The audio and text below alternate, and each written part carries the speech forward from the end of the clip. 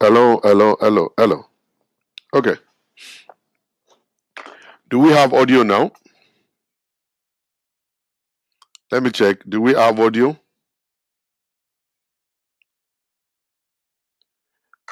Okay, now we have audio.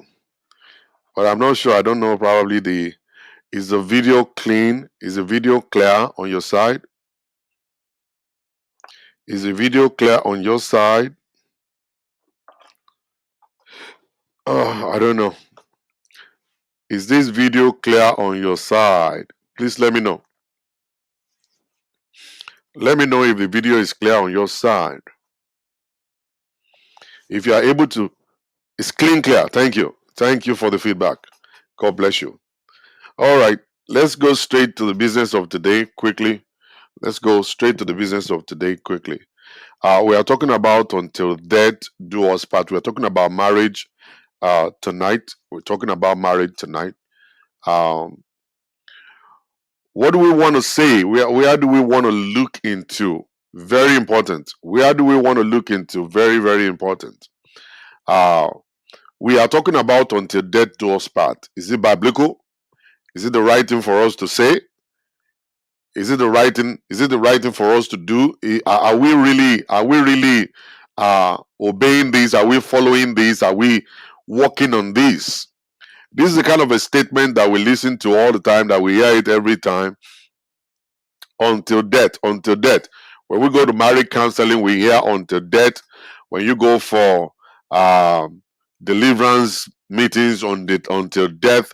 When you go for wedding rehearsal, they say until death.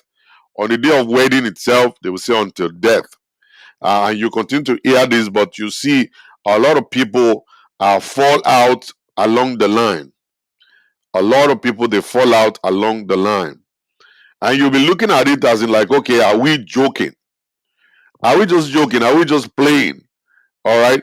If at the end of the day we are not even able to keep a promise, we are not able to keep a vow right before the altar until death. Now, I'm not going to go straight into all of that stuff. I'm going to leave that for later. But what I want to actually talk about today is actually the vision behind until death. Many of you may not think about it. Some of you guys may be thinking about it, but you are not thinking about it the real way you should think about it. I want to bring myself out to you today so that you will see what's going on in my head. Sometimes when I lie down, what I'm going through, I want to share with you guys for you guys to know. Uh, it's a Tuesday evening. I understand a lot of people are sleeping by now in London.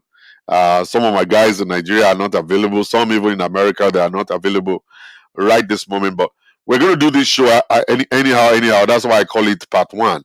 So we're going to come back and do part two later. I understand. And I'm going to open my telephone lines for people who would love to call in. You have one thing or the other to say, you will be able to make a phone call in. All right. Now, I want to attack this from a different angle. Now, it's because we don't have vision. You can't go. You can't go into marriage without vision. When you go into marriage without vision, you are actually setting yourself for failure. You're setting yourself for failure. Thank you, Ashiwaju Bobby. God bless you. All right. You're setting yourself for failure. When you go into marriage without vision, without plan, all right, you can't just go into marriage. Like I always say this, I'm going to break it down to you guys. Like I always say, there is nothing in this world that should be unconditional. There is nothing. Oh, it's Wednesday, sorry. Wednesday evening here. Wednesday. There is nothing in this world that should be unconditional. Everything's supposed to be conditional. Everything. All right. You want to get a job, there must be a condition to, at the back of it. Okay. You want to live in a kind of a neighborhood, there is a condition attached to you moving to that neighborhood. You want to marry a wife, there must be a condition attached to you marrying that wife. All right. You want to say something, there must be a condition attached to what you want to say. You want to run a show on social media, there must be a reason attached to it. All right. So you want to get married to people, you must have conditions. That's what they refer to as the vision. What kind of vision do you have for this union? I always ask men when they actually say, "Oh, I want to marry this girl. I want to marry this girl." My question to them during premarital counseling is, "Why this girl? Why do you want to marry this one?" There are several other women all around. There are thousands and millions of women all around. Why do you choose this one? Why? Most of the time they say, "Oh, because I love them." And love alone is not easy. It's not love alone cannot run marriage. You will fail in marriage if you actually base marriage upon love alone. Love alone is not enough. All right, there must be a reason. There must be a vision. There must be a condition. Why do I want to settle down with this one, not that other one? Why am I picking this yellow one, not the black one? Why am I picking this round one, not the tall one? Why am I picking this educated one, not the one that is not educated? Why am I picking the Caribbean lady, not the Nigerian? Why am I picking the one in America, not the one in London? Why am I picking the one in Nigeria and not the one in America? So there must be a reason. You must have a reason why you jump into things. And I always say this to a lot of people. You don't just go to church. You must have a reason why you go to that church. The pastor of the church must have something to offer you that will bless your life, that will change your life, that will transform your life before you get into going in to that same church. All right? Don't go to church because the church is beside your house. You are failed already. You're never going to get a result. And I tell a lot of people, you are in church, you've been in church for 7 years, and you have not gained anything. You have not gained nothing. You've not gained anything. Many of you guys have been working on the same job for the past 15 years. You have not gained anything.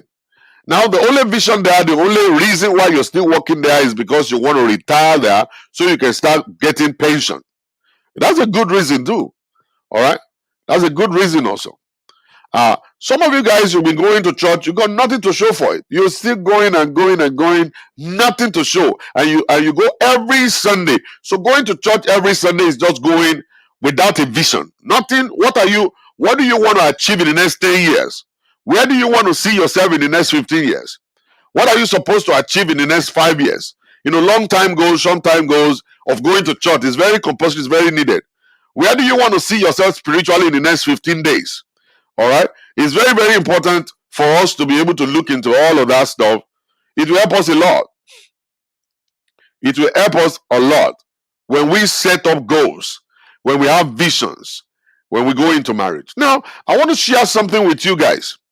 And what I want to share with you guys is a goal, it's a vision that is in my head.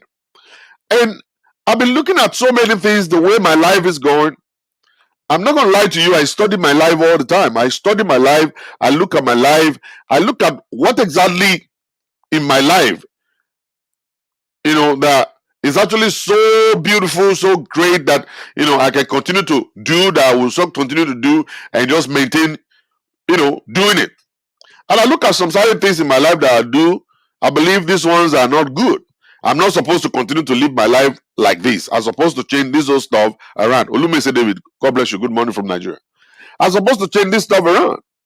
All right. So you are supposed to evaluate your life. You're supposed to stop sometimes and evaluate your life, look at your life and see what exactly are the things that I'm doing well, what are the things I'm not doing correctly. Now, I'm not just looking at today. I have a picture of later down the road when you are probably like around 70, 75 years old. You see, I want to show you a driving force. I want to show you something in my life that is driving me towards the direction I'm going. I want to let you know why I'm actually a cool-headed person. I want to let you know why I'm still married to the woman I'm married to. I want to let you know why I want to maintain a good relationship and a happy environment all around my life. I see more to the future than to now. I don't go by now. I don't go by the way I feel right now. I don't want to see my marriage the way my marriage is right now. I don't want to just say, okay, it's good. Oh, it's not good. Oh, I want to throw it away. I am looking at when I'm going to be 70, going 75, 80. I look at that point in time as a moment that's so challenging. It's a moment that is so challenging that you need companionship. I looked at that. Is it during that particular time everything is actually upside down for you? There is nothing you want to do for fun anymore. Nobody wants to invite you to come to their home. Nobody wants you to hang out with them. Nobody will even want to talk with you because your own talking is going to be outside of this world. What you be saying is going to be out of line. All right. Nobody wants to. Nobody want to be with you. Nobody want to stay with you. Even your kids want you to come over and visit and play with the grandchildren for just a while, and then you go. So you need to think about that time. That time when you get up for bed and you have pain all over your back, your leg is shaking. You have to use your walking stick sometimes. It's not for everybody, but some people, majority of the people, you need to get your walking stick to walk around.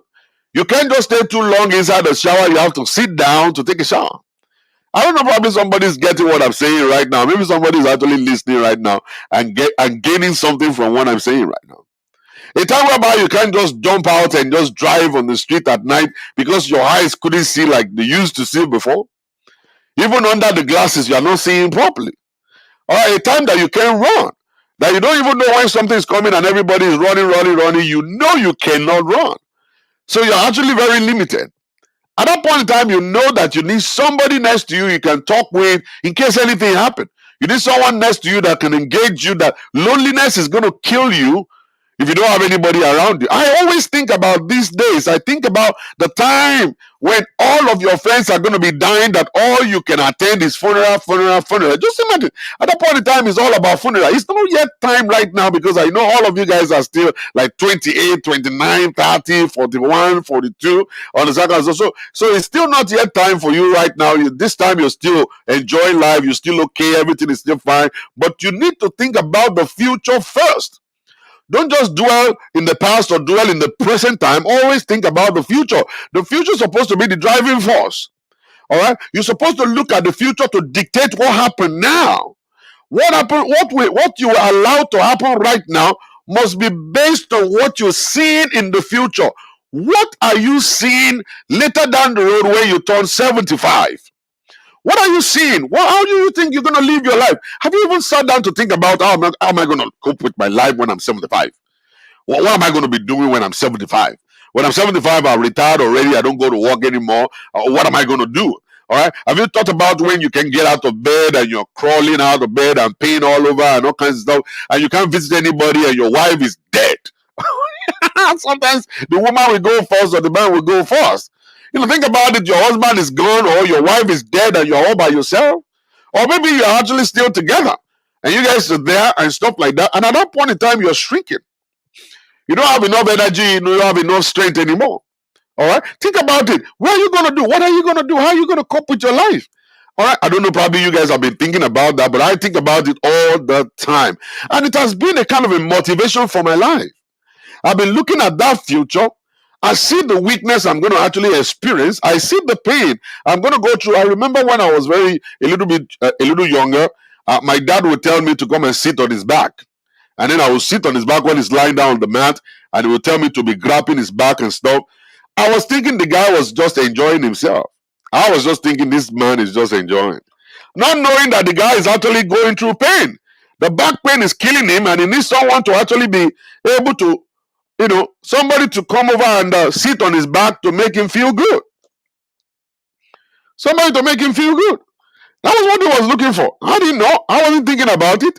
I thought he was just enjoying himself.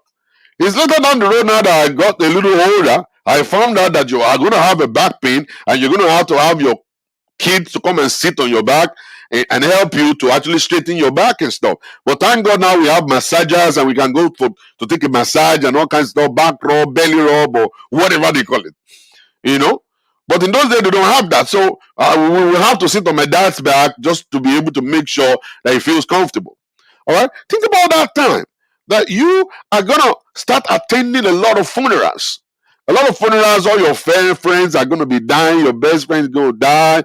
That guy that you guys hang out all the time. You talk about children, talk about marriage, talk about you getting old, talk about your pain all the time. You have to go to the bathroom like 7 times before morning time and all kinds of stuff. You guys are going to be talking about all this stuff. These are going to be the stuff that you guys are going to be talking about. All right. Some of you guys will have been married 3 or 4 times and you'll be talking about your ex-wives and they're talking about your children here, talking about whatever with your friend. And then suddenly you wake up in the morning that your friend is dead. and they are planning funeral and they want you to come and do the eulogy, and then you're going to be the one talking about your friend, how you guys actually met when you guys were younger, and how you guys got married, and then you guys just suddenly turned 40, maybe 75, and now he's gone. And then the second one is going to be gone. Then the third one is going to be gone. And all your colleagues at work are going. They're going and they're dying every day. And you have to go to their funerals and stuff. How will you feel? How will you feel in your body? How are you going to be able to lie down and watch TV? Are you going to be afraid of dying? Are you going to be afraid of something? Are you going to be talking about your kids and whatever, whatever?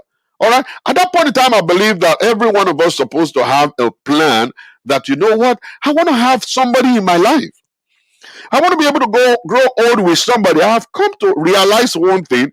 When people get divorced when they were very young, and by the time they get very old, maybe like 70, then they start appreciating the person that they dumped.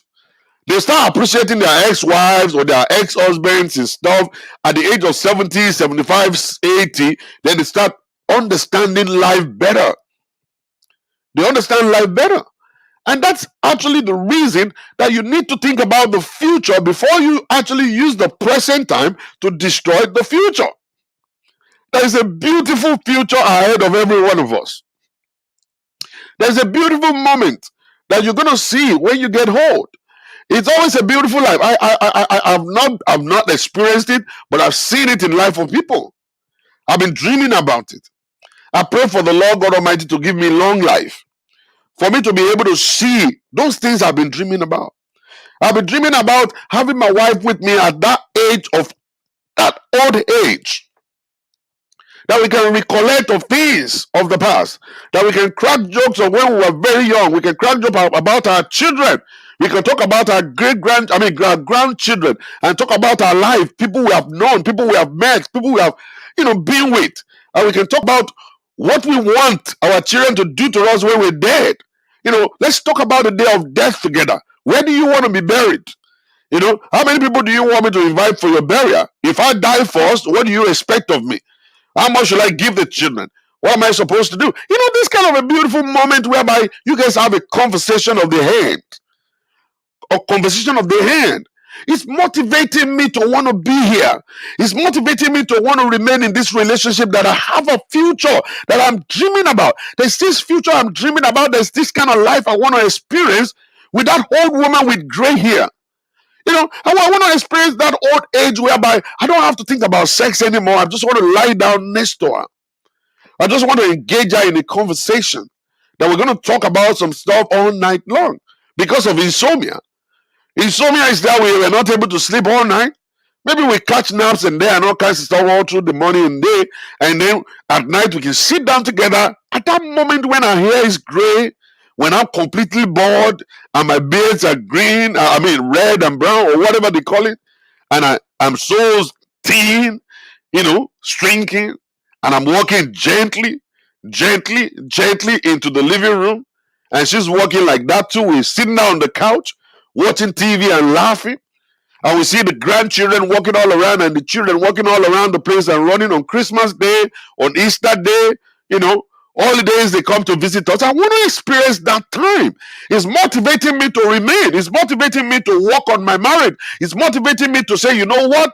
Whatever it will take, I want to give this stuff. I want to experience that moment with someone I know, someone I care about, someone I love so much.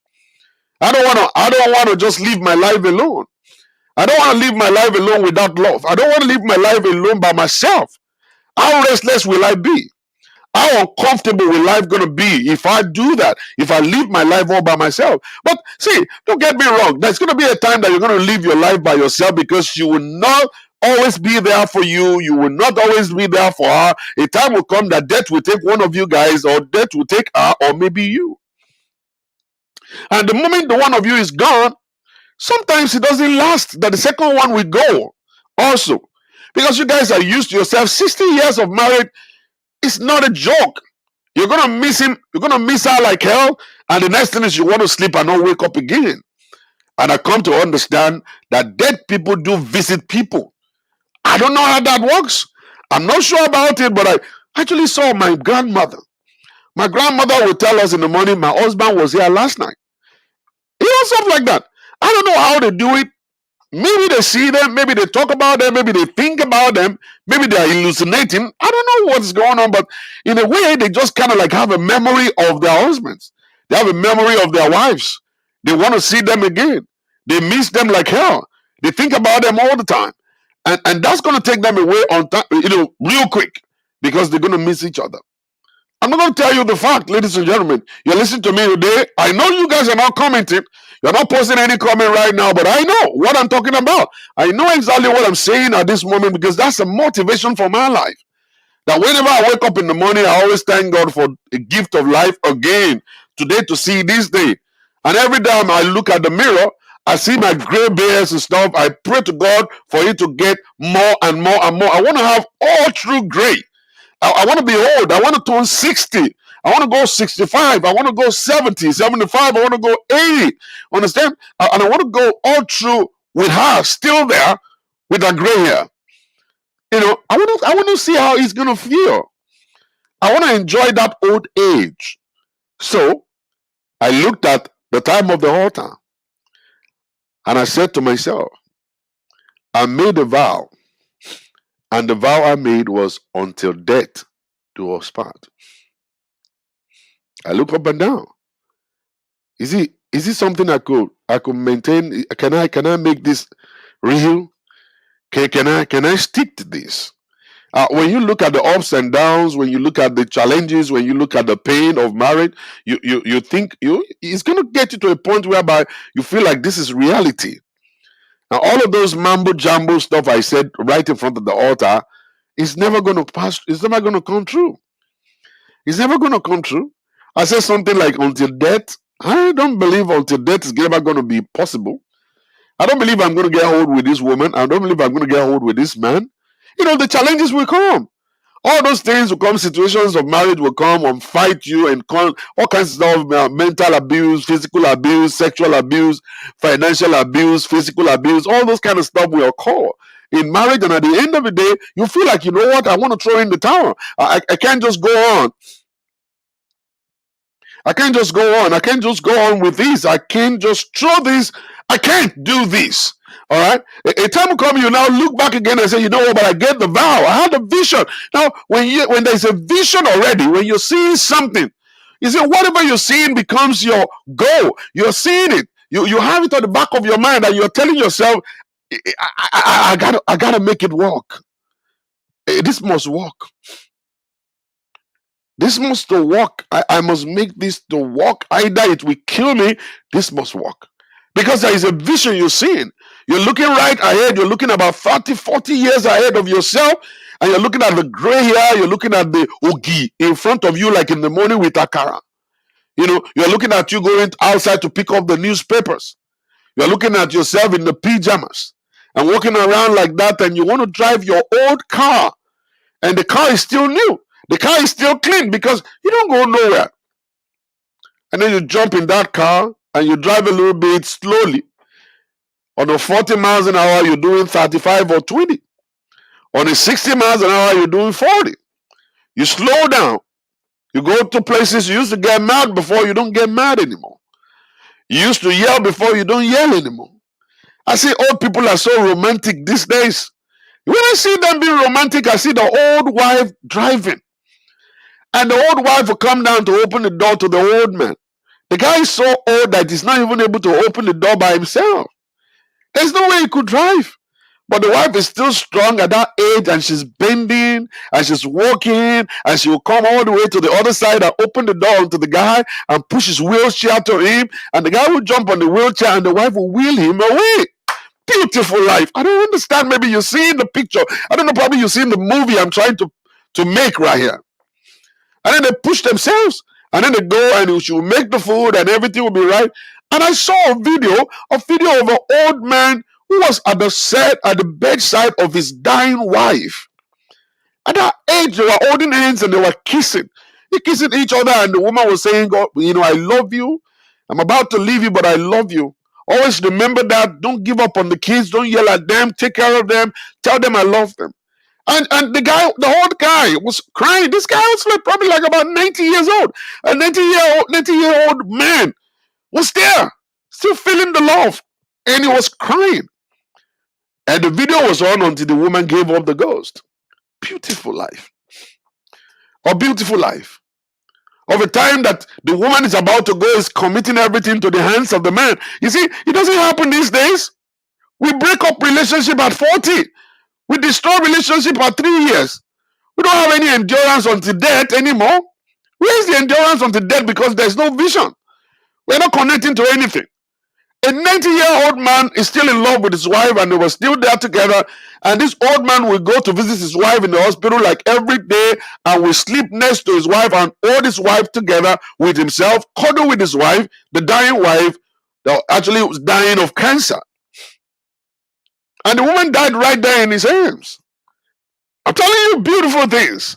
Very beautiful life at the age of 90. But unfortunately, another video came out that the guy didn't last for 1 week. He passed on too after a week. He passed on after a week. I remember Awolowo in those days. Awolowo was old with his wife.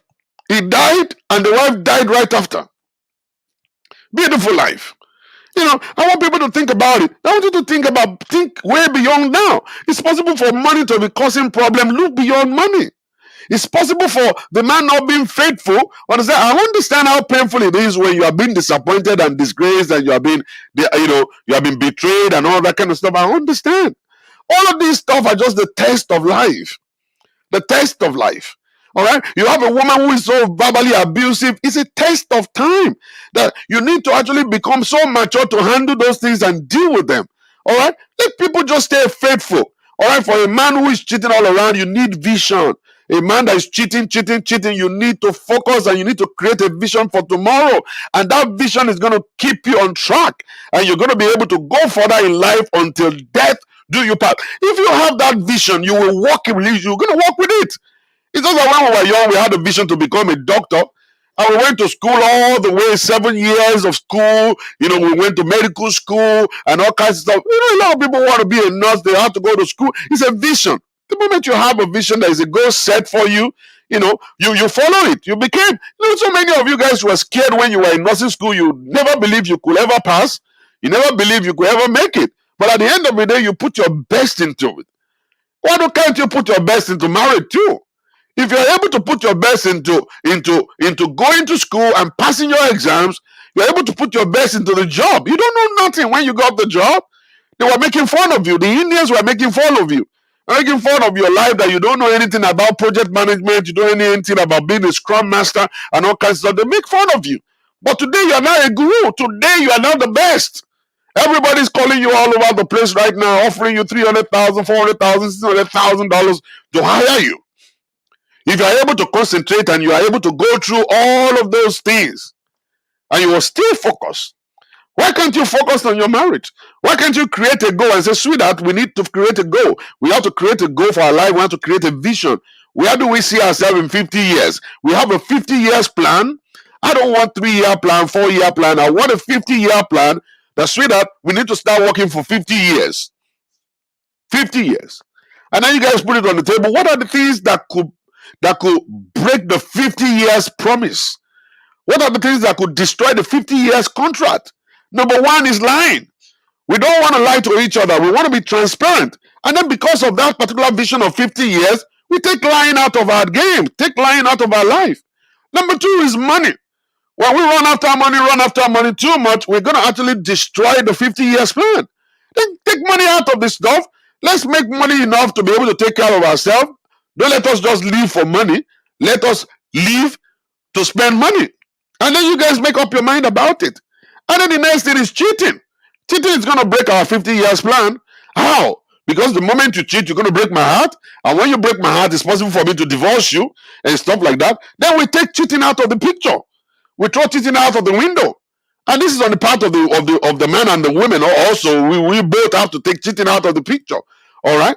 So when we do that, then we are saving the 50 years plan. All right? And all of this stuff, we need to put them on the table on the first day that we're planning for 50 years plan until death. Do I remember one time myself and my wife, we had a quarrel. That was the day I found out that this contract of 50 years is actually going to actually happen. We had a quarrel, and she was in Nigeria.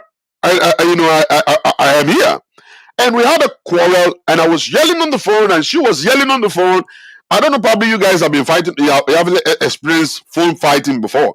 Phone fight is always very good. I like it because you are not seeing the person is not seeing you. So when you're rolling your eyes, they don't know where you are flipping finger, they don't see you, or whatever it is you're doing, they don't know nothing. And then the moment you're done fighting on the phone, you turn the phone off, that's going to be the end of it. You see, when you fight physically and she's here and you are here, the fighting is going to continue, it's going to go on. But when you fight on the phone, it's so sweet that you won't see the face of that person. You just turn it off and then you'll be cool.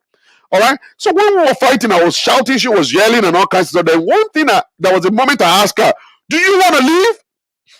Do you want to divorce me? And the answer she gave was like, whoa, we have signed a life contract. I'm not going nowhere. We are in this together. I said, okay, this is the problem I have. Now this woman is not going anywhere anytime soon. All right. She's going to be here for a long, long, long time. All right. So automatically we're going to continue to fight for a long, long time. And because we have actually signed a life contract, it means this is going to be until death do us part. And that gave me another push to say to myself, this is it. You're not going anywhere. All right. She's not going anywhere. You're not going anywhere. What are you going to do about it? And I looked at myself and I look up and down and say, okay, that's the vision. So I actually write it down and I say, she's not going anywhere. I'm not going anywhere. I better make it work. So I decided to do that. All right. It's not really that my penis wasn't pushing me. My penis was pushing me. I'm gonna tell you the truth. You never know. You think somebody is a King Kong. There's somebody that is a King Kong. It doesn't matter if you're a bishop or a pastor or a whatever.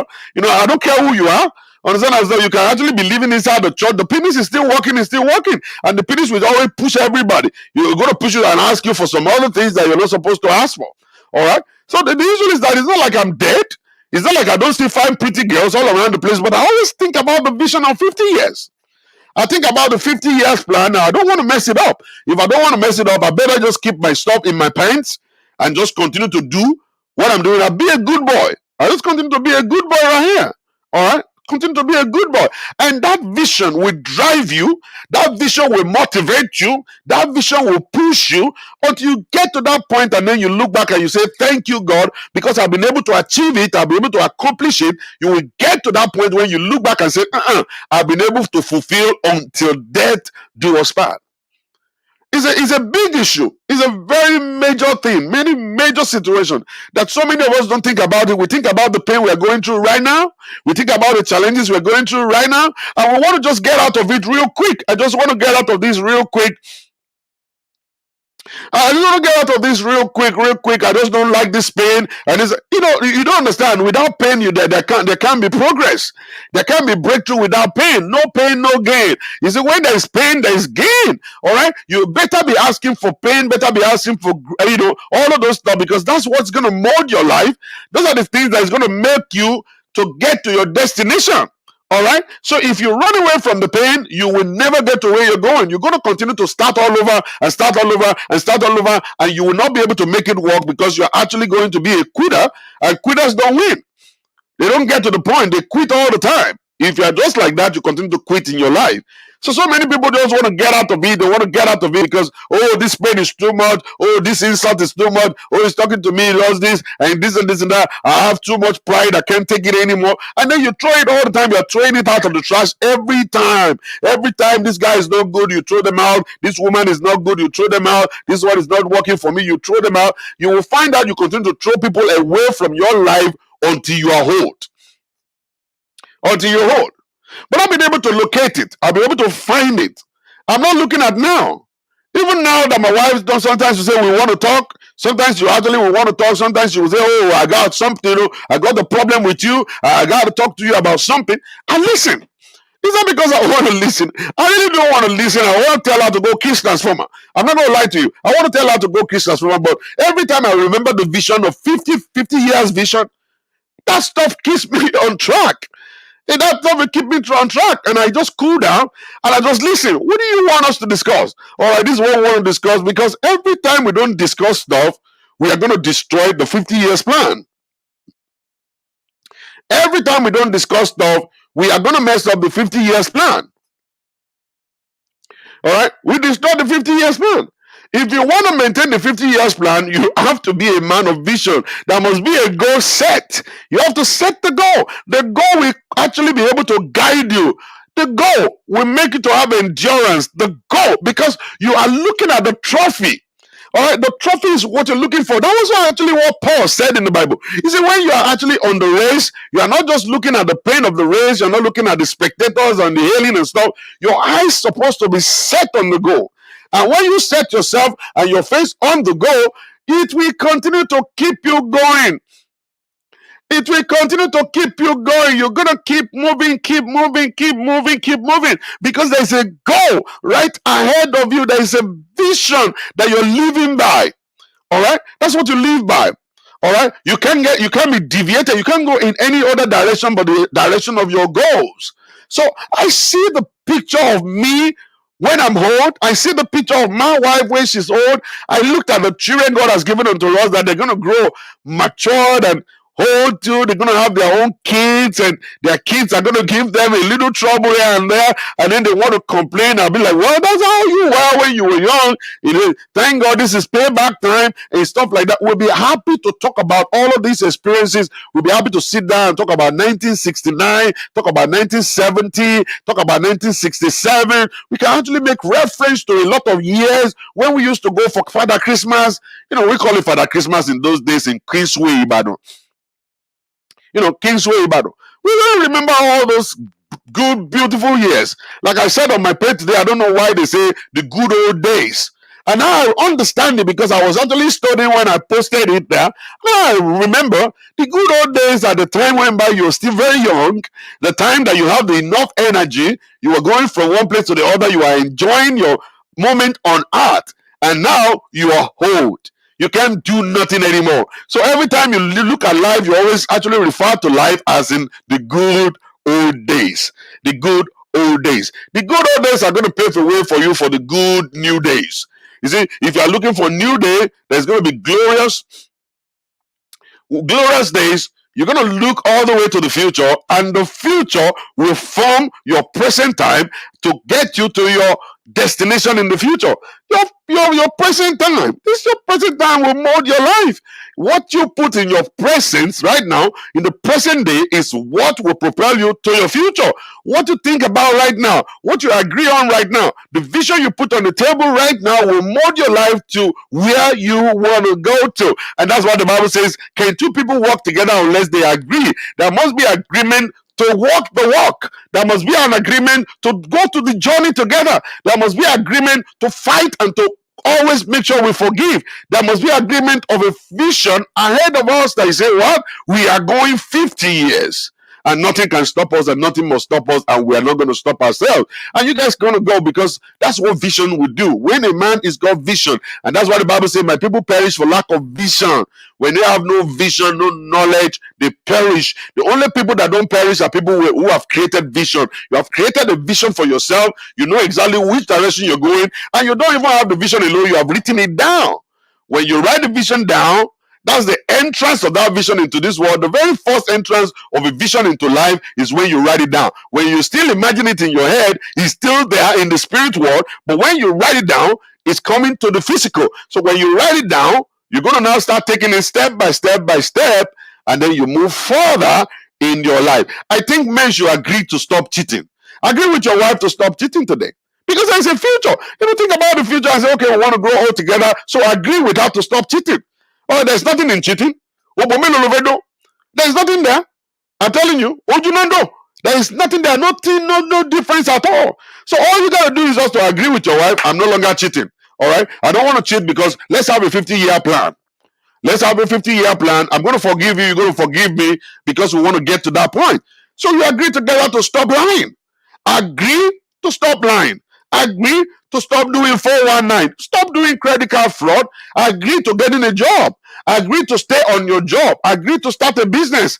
Agree to be truthful and transparent. Agree to all of this stuff. When you agree together as a wife with your husband to stop visiting Woli all around the place, when you agree with your husband to reference him, to respect him, when you agree with your husband to actually make him your next of kin and actually make him the next person to you, you will find out that everyone will be right. And at the end of the day, it's going to be easy for us to forgive each other. So when we agree together and we have a vision of where we're going, 50 years plan is what we are heading for. We will get there. We're going to get there. We're getting there, bit by bit. This is 26 years right now. 26 years right now. We go. How many more years to go now? That's going to be 24. 24 more years right now. We're going to eat the 50-year plan. And then we hit the 50-year plan, then we sign a new contract. If God will take us to that 50-year plan, we're going to give glory to God and we celebrate and we have a party. And then at the end of the day, we set a new goal. And then we now say, until death do us part. So we've been able to go 50 years, and why can't we go the rest of the journey? And we're going to go to the rest of the journey together, supporting each other. At that point in time, some people, they must be dead.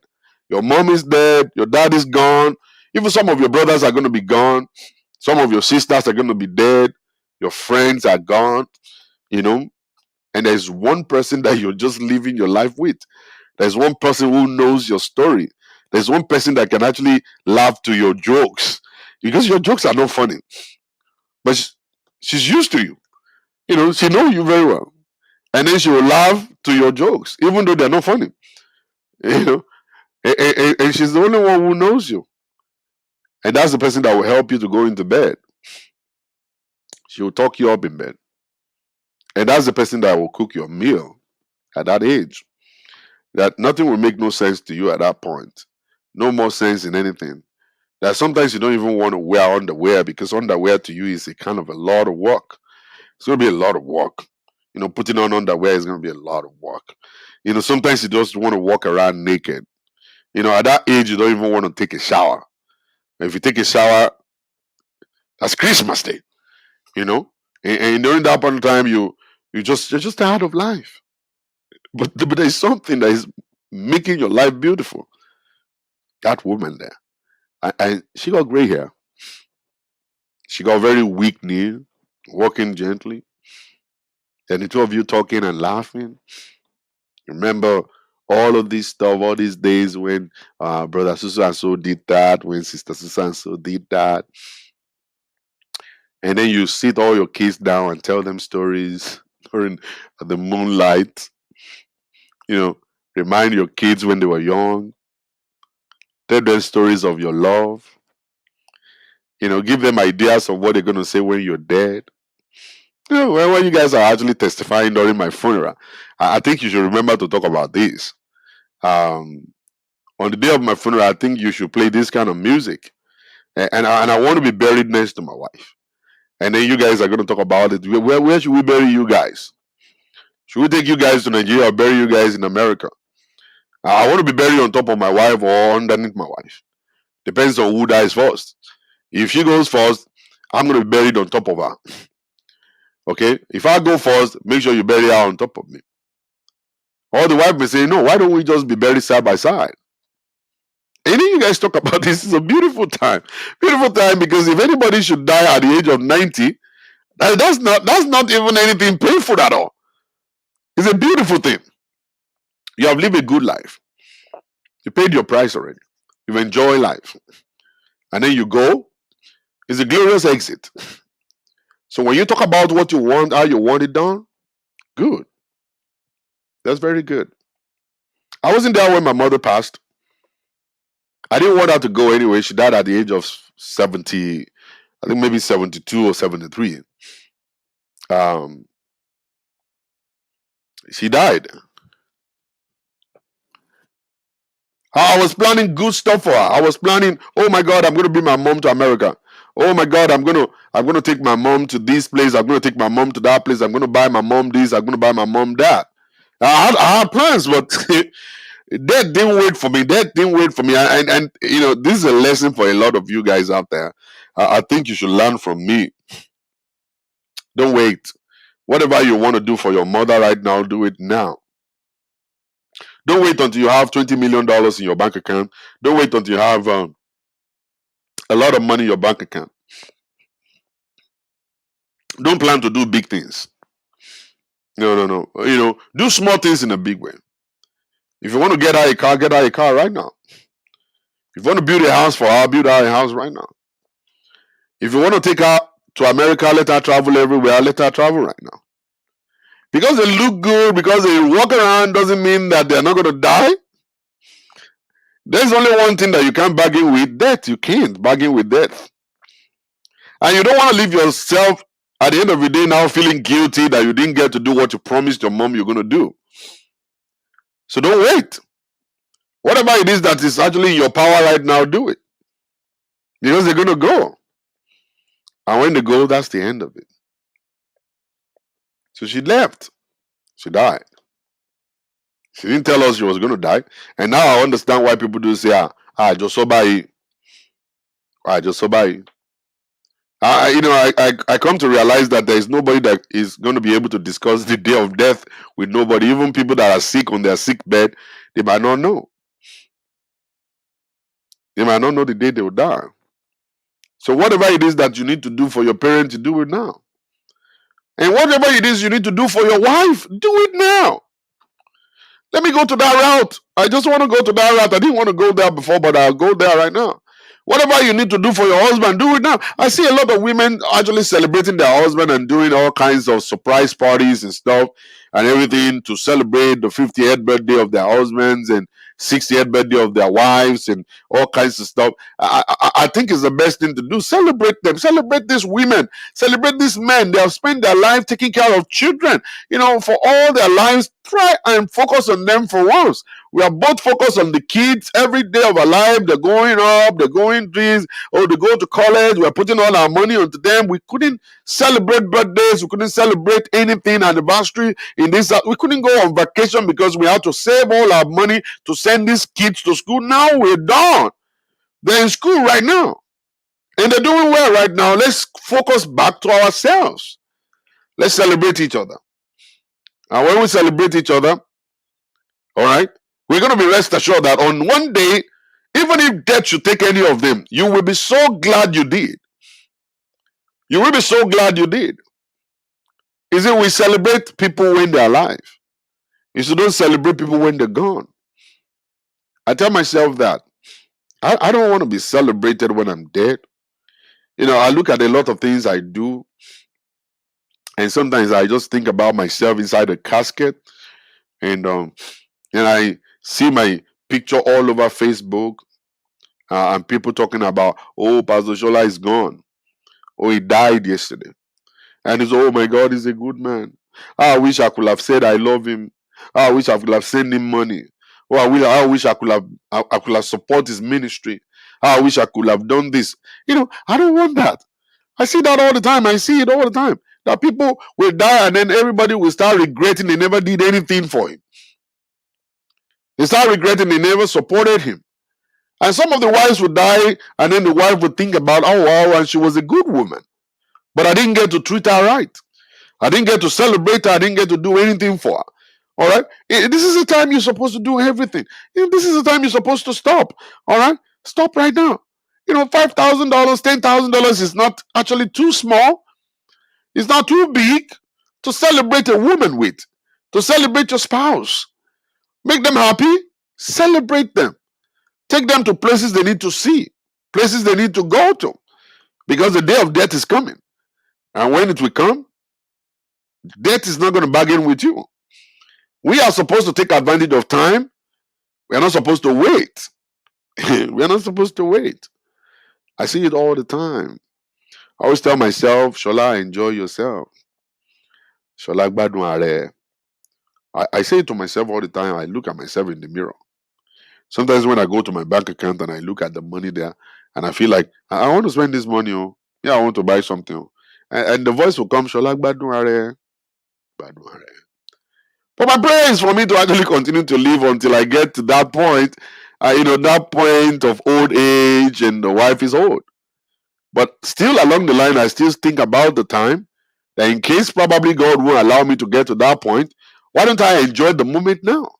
There is a 50-year plan, and that's human. That's we human, we plan. But I don't know what the mind of God is. I don't understand the mind of God. What am I supposed to do now? then enjoy yourself right now, because you don't know exactly what God is going to do. Will God keep you until you're 90, or is going to take you on 70, or is going to take you on 60? You don't know when God is going to take you. Then make it count. Let you being in this world make it count. And let people know when you leave that you've done greatly, that you have done beautifully. Let people know. Let them remind you for those great moments. Let them remind you. Let them remember you for those great moments. Let your wife remember you for those great moments when you celebrated her. That on the day of your death, everybody will say good things about you. They will share real things, truthful things, real things about your life. Celebrate yourself. Celebrate your wife. Celebrate each other. It's a beautiful moment, ladies and gentlemen. I'm going to open my telephone line. I understand you guys are not talking, but let me still open my telephone line. For anyone that would love to call in, you want to call in to actually contribute on my show. My telephone is on. You will see the telephone number at the bottom. It's at the bottom of the screen. Uh, you'll see it at the bottom of the screen. 346 387 9891. Lucia Aromire, I love you too. All right. God bless you. All right, the telephone number is 346 387 9891. You want to contribute, you have something to say. There's something you want to say right there, feel free to say it. Make the phone call in and say it. What do you want to say? What exactly do you want to say? How do you want to react to what I've said since morning? How do you want to react to this? Do you have a vision? All right, let's pick this call. Hello. Hi, Pastor Shola. Good evening, sir. Good evening, ma. How are you? Good. I'm calling from New Jersey. Thanks Okay. for the word of wisdom. Mm-hmm. I really appreciate everything that you said. Thank you. I hope some of us learned from what you said today. More grace to your elbow, Pastor Shola. Thank you. Thanks so much for the word of wisdom. We give God the praise, my sister. God bless you for calling. And you too. Hope you enjoy the rest of your evening. And you to say me well to your husband, okay? Okay, sir. Bye. All right, bye. All right. The telephone number is at the bottom of the screen. 346 387 9891. You have something to say. You want to say something about what we have discussed tonight? Um, Feel free to call. Or maybe you have a question for me. There is a question you have for me that you feel I need to answer. Go ahead and ask your question also. The telephone number is right there on the screen, 346 387 9891. Or maybe you have something to share with us. You want to share something with us also. Feel free to do so at this time. I believe life is beautiful. I believe life, we can walk with life. I believe we can walk with life. It's so easy for us to do so. All we need is a vision. All we need is to see to the future, if we can. All right. Oh my God, we have a caller. Oh, okay. We lost that. We love that. So we're going to be waiting for more phone calls to come in. The telephone number 346 387 9891. That's the telephone number. Feel free to call on the show and let's talk together. You have something to tell us. You have something to share with us. Go ahead and share with us at this time. We're going to be waiting for people to phone in, to call in. It's a beautiful thing. All we need is a goal. Set the vision. Set the goal. All right. And then every year you just stop and check the goal. Are we on track? Are we going towards the right direction? Are we getting results? All right. Are we able to forgive? Okay. Let me let it ring one more time. I'm going to pick up this call right now. Hello. Hello, Pastor Shola. Yes. Hello, ma. This is Louisa. Okay. And I'm in love tonight with the service. I really like the direction that you take in the program. And for somebody that's been divorced, I've been there. Yeah. And I have experience.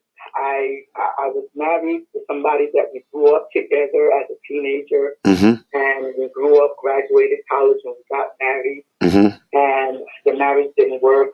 Yeah. All right, I ran and left that marriage, ran to your brother, thinking that, oh, he's 15 years older, he's more mature, he's a doctor, and I'm going to be more happy. That one showed me pepper. That one showed me pepper. So divorce it never solves anything. It doesn't solve anything, and the person that really hurts the most from the divorce are the children. I'm still paying the price of the first divorce. I paid the price for the second divorce. I'm still 20 years after. I'm still paying that price for that divorce. So if I knew what I knew now, if I knew I had the maturity, I had the maturity that I have now, I would avoid divorce at all costs. Wow. Because I ran for cheating. Not I found somebody that said, let me do what I want with my penis. My penis is mine. You should just mind your business and pretend that you just let me do what I want to do. Yeah. The other one was hiding it, at least being a little bit respectful. He was hiding it from me. This one, your brother didn't hide anything. He did it out in the open, whether I liked it or not. And I had to sit there and pray and learn and mature just to stay in that marriage until he himself was like, no, anything I do is not working. Get out of my house. Wow. Wow. So divorce never solves the problem. It never, matter of fact, it makes your problems worse. It makes the problem worse. Yeah. So I would just love, if a sister, if there's anybody that could listen to me, even if it's one person that is considering divorce, please just listen to me. It doesn't solve problems. You're just running from, especially when it's the cheating situation, you're just running from one cheat to even a worse cheat. Yeah. And age doesn't change that situation. Just age, you think that the other person is older, he's in his 40s and 50s. It doesn't have anything to do with that. It doesn't. It's the person's individual self that's going to say, I want to stay in my marriage. I don't want to live like that. But this is something that person themselves have to do. There's nothing that you could do to make them change or do something different. So please, if you're thinking about divorce, don't do it. At least not. Don't do it right now. Let's fulfill all righteousness. If you can, if you're being abused, somebody's beating your butt, please do. Don't try to say something like that. But anything else, as long as your life is not threatened. He's not being threatened. Yeah. Your life is not being threatened. Please, if you could resolve it amicably, please try to resolve it by all means necessary. Because it's you that's going to suffer, especially when you're an older woman. Our situation is very grave out there. It doesn't make sense. It doesn't make sense what I see that people are doing. Yes. You in your home, you have the first wife and only wife. You leave in your house, and then guess what happens? It doesn't make sense. Doesn't make sense. You leave your house, and then you're going to be a second or third or fourth wife to somebody else. Does it make sense? So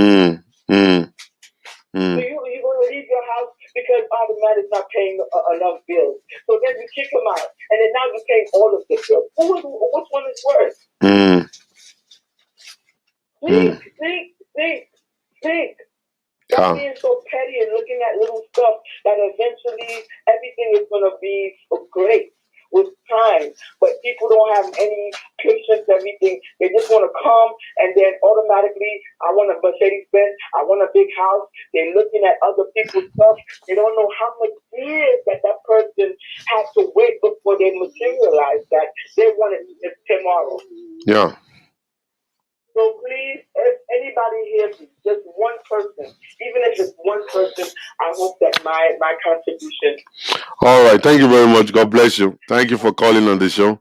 Thank you. All right. Yeah. Wow. All right, guys, ladies and gentlemen, let me leave you guys alone. I got to do some other stuff here. I will see you guys later tomorrow by the grace of God. Don't forget, I'm going to be hosting a guest tomorrow. We're going to be talking about um, sex before marriage, how you can actually get to know and find out if you're sexually compatible with somebody before marriage. We're going to be looking at that by the grace of God. So thank you very much, everybody. God bless you. Have a beautiful night. I'll see you guys tomorrow.